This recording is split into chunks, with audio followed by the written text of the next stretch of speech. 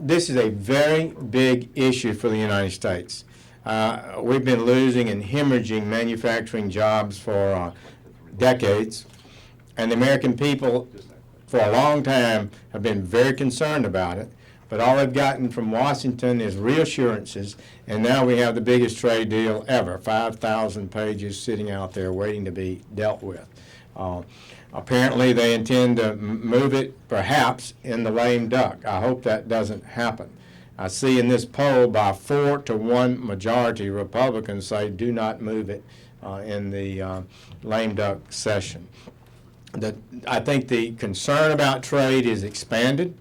I think the concern about immigration has expanded. And the American people, as Newt Gingrich said not too long ago, are in revolt. They've asked their politicians to fix the immigration system for 30 years, and they've refused. They've expressed concern for 30 years over trade, and the politicians have refused to respond. Now, I've supported trade. I voted the last big trade agreement was a Korean agreement. They're our good friends. We got some really good friends in the Pacific. We have good security relations with South Korea. They've invested a lot in America. When it was passed, President Obama signed it, and he assured us explicitly that we would see a $10 billion per year increase in exports to Korea.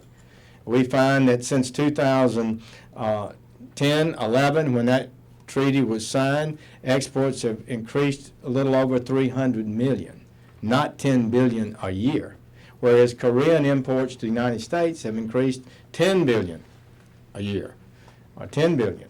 And so the result of that is that the trade deficit with Korea is now 280% higher than it was when the agreement was signed. So is this some blind, irrational, nativist complaint? Or is it really true that the trade agreements that are being negotiated aren't effectively protecting American interest? And as Mitt Romney said, when these, in this primary 8 years ago, he had a great line. I've quoted it before. I can still quote it. His line was, if you don't stand up to China, they'll run over you. If you stand up to them, they say it will cause a trade war. But we're in a trade war. We're just not fighting. And then he said this. And anyway, they have more to lose than we do. So when you go into a negotiation, you need to know who's got the upper hand. They're desperate for our markets. Some of these countries sell us all kinds of things and won't even buy our chicken.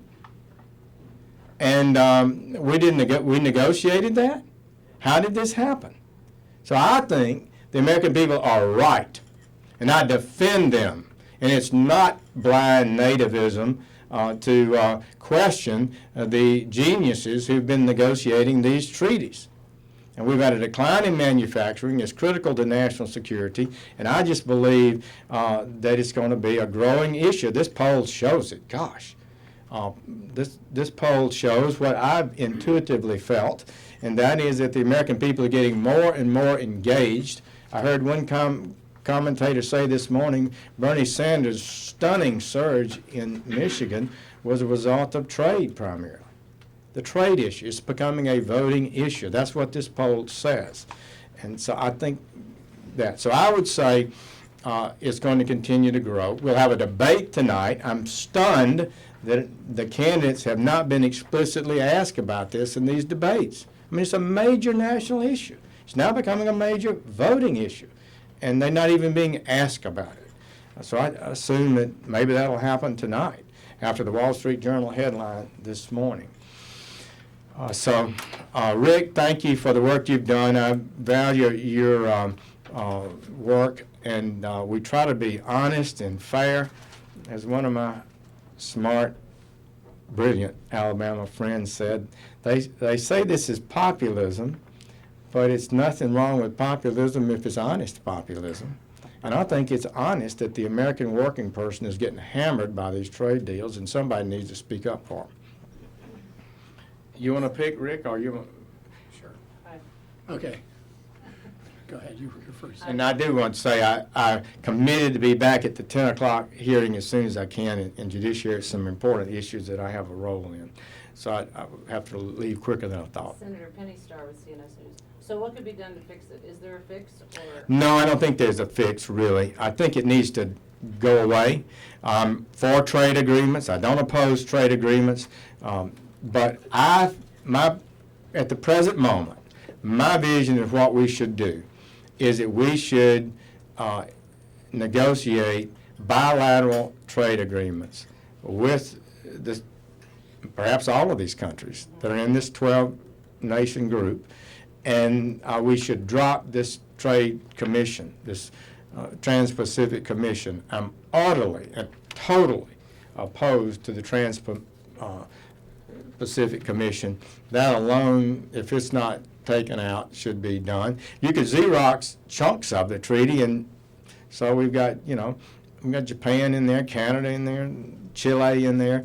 A lot of this is not controversial, I acknowledge, but the commission is a fatal flaw, and we should do it bilaterally so that if we have a dispute and they want to access the thing they want the most, our market, then we've got leverage, and we can push back a lot better than if we've got to go to a 10, 11-nation commission to vote on it.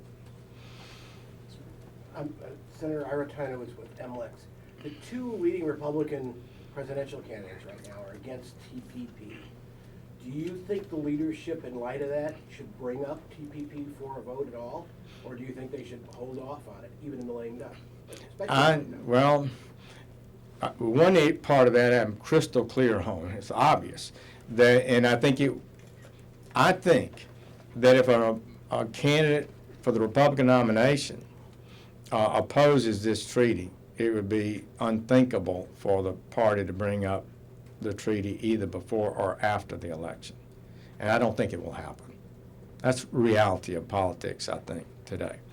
If somebody got elected that said it was a key part of their campaign to promote it, that'll be a more problematic situation for the leadership. But I think this poll shows what I've been feeling is the opposition has been growing, and for the people are likely to vote on it. What about they cast their vote based on it. What about doing it now before you have a presidential candidate? That is totally unlikely. Obama had this thing signed in Auckland, New Zealand, which claims it's the most remote city in the world. They didn't even issue a press release on it. They're not promoting this. They know the American people don't want this treaty, and it's not likely to be brought up before the election. I can assure you of that. Senator, thank you. Thank you, Rick. Appreciate Great. your time, and go do the Lord's work. Thank you. Thank you.